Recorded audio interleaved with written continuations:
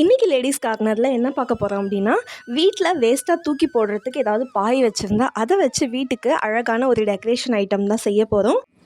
அதுக்கு ஃபஸ்ட்டு நான் வந்து ஒரு ஆரோ சிம்பல் மாதிரி ஒரு பாயை வந்து நான் கட் பண்ணி எடுத்திருக்கேன். அதாவது பாயில் வந்து 2 பக்கம் இருக்கும். ஒரு பக்கம் வந்து பிரியாது, இன்னொரு பக்கம் வந்து பிரிஞ்சுக்கிட்டே வரும். வீடியோவில் நான் எப்படி கட் பண்ணுறேனோ அதே மாதிரி நீங்கள் கட் பண்ணிக்கோங்க. அப்போ தான் உங்களுக்கு வந்து அந்த ஷேப் வந்து மாறாமல் இருக்கும். நான் வந்து இந்த ஏரோ ஷேப்பில் வந்து இன்றைக்கி 3 பாய் வந்து கட் பண்ணி எடுத்திருக்கேன். அந்த 3த்துலேயுமே வந்து வேறு வேறு கலரில் வந்து நம்ம பெயிண்ட் பண்ணிக்கலாம். நான் வந்து இதுக்கு அக்ரலிக் பெயிண்ட் தான் வந்து யூஸ் பண்ணுறேன். ஃபஸ்ட்டு வந்து ஒரு லெமன் எல்லோ கலர் எடுத்திருக்கேன். அது ரொம்ப திக்காக இருக்கும் அப்படின்றதுனால ஒரு கொஞ்சமாக தண்ணி மிக்ஸ் பண்ணி அது வந்து நம்ம கோட் பண்ணிக்கலாம்.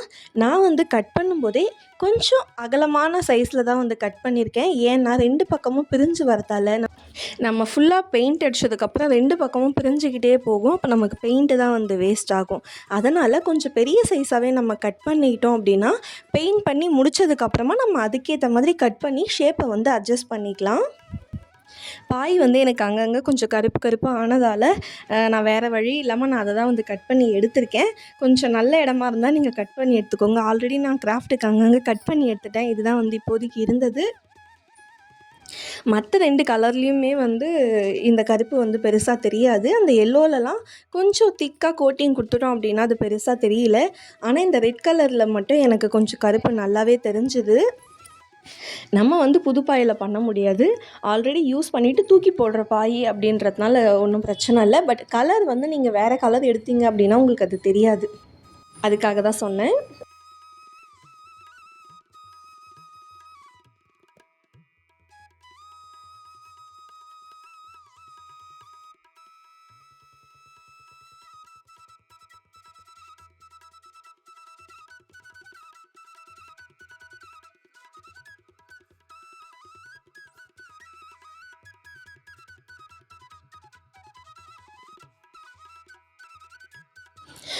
இந்த பாயோட ஒரு பக்கத்தில் மட்டும் நான் அதில் இருந்த லேஸை வந்து அப்படியே விட்டுட்டேன். அது நல்லா தான் இருக்குது.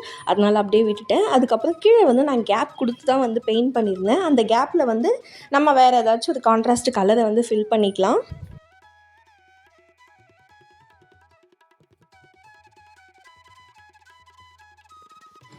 இப்போது 2 பக்கமுமே நமக்கு பிரிஞ்சு வரதுனால நம்ம பெயிண்ட் அடித்த வரைக்கும் நம்ம அழகாக வந்து அதை கட் பண்ணி எடுத்துக்கலாம். இதே சைஸில் எடுத்து வச்சுருக்க மற்ற 2த்தையும் வச்சு ஈவனாக வந்து நம்ம கட் பண்ணி எடுத்துக்கலாம். அப்புறம் கேப் தெரிகிற இடத்துலலாம் வந்து இந்த மாதிரி ஒரு கோட்டிங் பெயிண்ட் கொடுத்துக்கலாம்.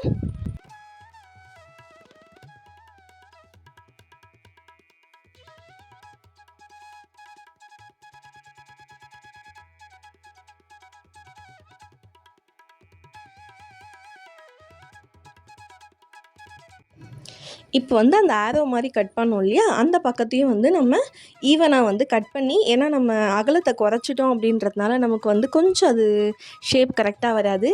நம்ம வந்து என்ன டிசைன் பண்ணிகிட்ருக்கோன்னு பார்த்தீங்கன்னா, ஒரு பென்சில் டிசைன் தான் வந்து பண்ணிகிட்ருக்கோம். அதனால் நீங்கள் அகலம் கட் பண்ணதுக்கப்புறமா அதோட நீளம் வந்து உங்களுக்கு எப்படி வேணுமோ அதுக்கேற்ற மாதிரி நம்ம சைஸை வந்து கட் பண்ணிவிட்டு 3த்தையும் வந்து ஈவனாக வந்து அரேஞ்ச் பண்ணிக்கலாம். நம்ம பென்சிலை சீவினதுக்கப்புறமா வந்து வளைவு வளைவாக ஒரு டிசைன் வரும். அதனால் அதையும் வந்து நம்ம மேலே வந்து வளைவாக கொடுத்துட்டு மீதி வந்து கேப்பில் வந்து பெயிண்ட் பண்ணி எடுத்துக்கலாம்.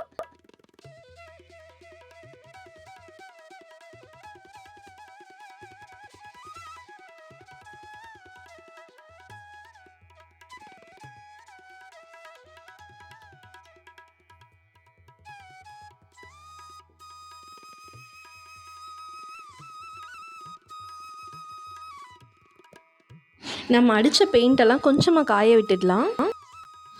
இப்போ வந்து எல்லாமே முடித்ததுக்கப்புறமா ஒவ்வொரு பாயாக வந்து எடுத்துக்கிட்டு நம்ம ஓரத்தில் வந்து செல்லோ டேப் போட்டு இந்த மாதிரி திருப்பி மடிச்சிக்கலாம். அப்போ தான் உங்களுக்கு பிரிஞ்சு வராமல் அது கரெக்டாக வந்து செட் ஆகும்.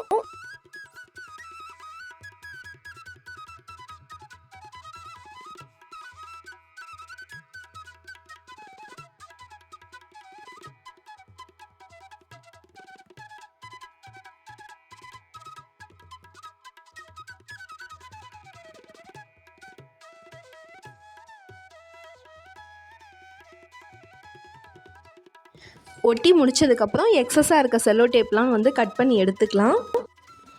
இப்போ வந்து நீங்கள் வந்து எந்த மாதிரி வேணுமோ அந்த மாதிரி அரேஞ்ச் பண்ணி பார்க்கலாம் கலர் காம்பினேஷனில். ஃபஸ்ட்டு வந்து நான் பெயிண்ட் பண்ணும்போது இப்படி தான் வந்து பிளான் பண்ணியிருந்தேன். பென்சில் வந்து ஆப்போசிட் டைரக்ஷனில் வந்து மாற்றி மாற்றி அரேஞ்ச் பண்ணுற மாதிரி. இப்போ பென்சிலோட டிப்புக்கு வந்து பிளாக் கலர் அக்ரிலிக் பெயிண்ட் வந்து அடிச்சுக்கலாம். அப்புறம் பென்சிலோட பாட்டம் சைடில் வந்து நம்ம கலர் பண்ணியிருப்போம். அந்த இடத்துல வந்து பிளாக்கு, ஒயிட்டு அந்த மாதிரி நமக்கு எந்த கலர் எடுக்குமோ அதுக்கேற்ற மாதிரி அங்கே வந்து நம்ம ஒரு கோடு வந்து வரைஞ்சி எடுத்துக்கலாம்.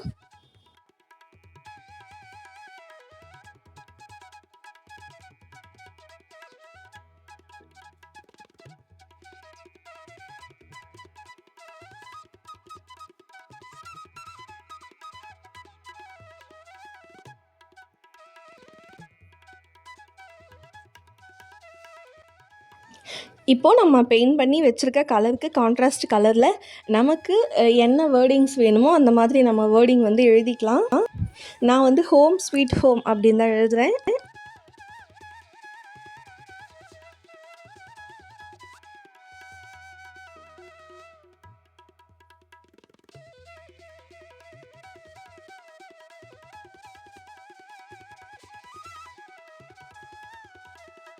ஃபஸ்ட்டு வந்து நான் பென்சில் வந்து ஆப்போசிட் டைரெக்ஷனில் மாற்றி மாற்றி தான் அரேஞ்ச் பண்ணி வச்சுருந்தேன். ஆனால் எழுதும்போது மறந்து எல்லாமே ஒரே சைடில் வச்சு எழுதிட்டேன். அப்படின்றதுனால நான் அந்த டிசைன்லேயே விட்டுட்டேன்.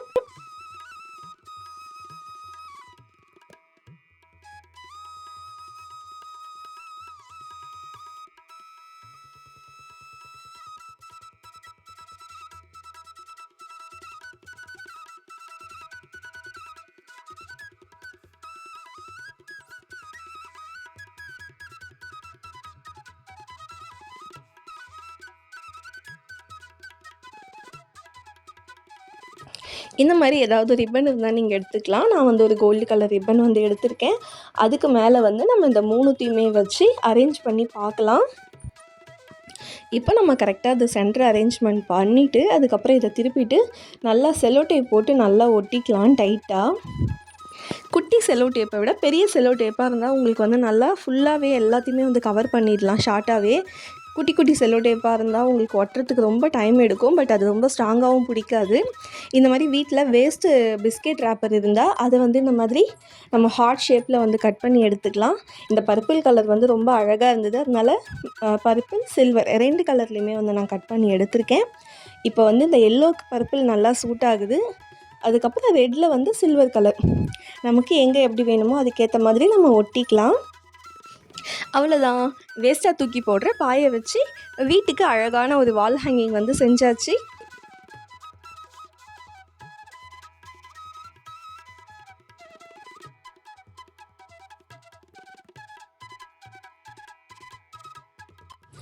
இந்த வால் ஹேங்கிங் உங்களுக்கு பிடிச்சிருந்தா லைக் பண்ணுங்கள், சப்ஸ்கிரைப் பண்ணுங்கள். உங்களுக்கு பிடிச்சவங்களுக்கு ஷேர் பண்ணுங்கள். அடுத்த வீடியோவில் பார்க்கலாம். டாடா.